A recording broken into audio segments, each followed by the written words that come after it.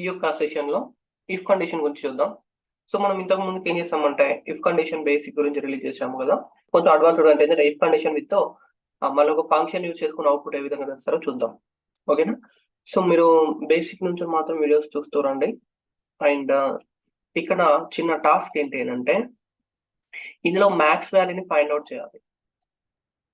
ఓకేనా? So, max వాల్యూని కొత్త కాలమ్‌లో ఫైండ్ ఔట్ చేయాలి. అంటే మ్యాక్స్ వాల్యూ ఉందనుకో అక్కడ 1 అని రావాలి. ఐదర్ 0 అని రావాలి. లేదా మ్యాక్స్ వాల్యూ ఉందనుకో యెస్ అని రావాలి. లేకపోతే నో అని రావాలి. సో, ఇలాగ మనము ఐడెంటిఫై చేయడానికి ఈ యొక్క క్వెరీ అనేది మనకు హెల్ప్ అవుతది. చిన్న క్వెరీ చూద్దాం. చూడండి, న్యూ కాలమ్ తీసుకుంటున్నాను. ఓకే. షిఫ్ట్ ప్లస్ ఎంటర్‌కి రెండో మనకెళ్తది.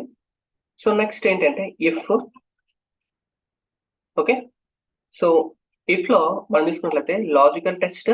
సో, లాజికల్ టెస్ట్ ఏ కాలమ్ మీద చేయాలనుకుంటున్నారో ఆ కాలమ్ ఇక్కడ యాడ్ చేయండి. తర్వాత అది ట్రూ అయిందనుకోండి ఏ వాల్యూ కావాలి? ఫాల్స్ అయితే ఏ వాల్యూ కావాలని మనకి ఇక్కడ అవుట్‌పుట్ ఇవ్వడానికి అవకాశం ఉంటది.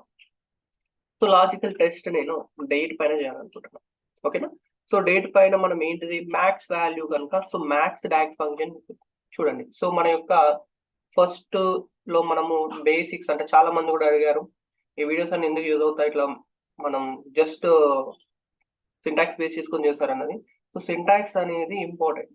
సో, సింటాక్స్ అనేది మీరు ఎంత క్లియర్‌గా నేర్చుకుంటే ఇలాగ మనము ఫంక్షన్స్ అన్ని మెర్జ్ చేసుకొని యూజ్ చేయడానికి చాలా హెల్ప్ అవుతాయి.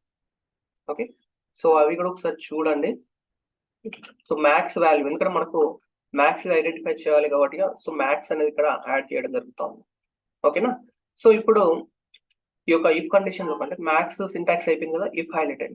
సో, ఇఫ్‌లో సో, మనకు మ్యాక్స్ వాల్యూ ఉందనుకోండి యెస్ అని ఓకేనా? సో, మ్యాక్స్ వాల్యూ లేకపోతే నో అని మనకి ప్రింట్ చేయాలి.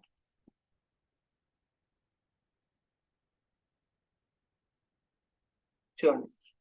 Max value, max value, max value.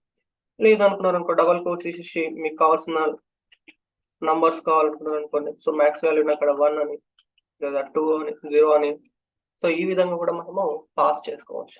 ఓకేనా? సో, ముందు ముందు ఇంకా మీకు డాక్స్ క్వెరీస్ చెప్తాను. అవి అర్థం కావాలంటే మాత్రం ఇవి బాగా ప్రాక్టీస్ చేయండి. Thank you everyone.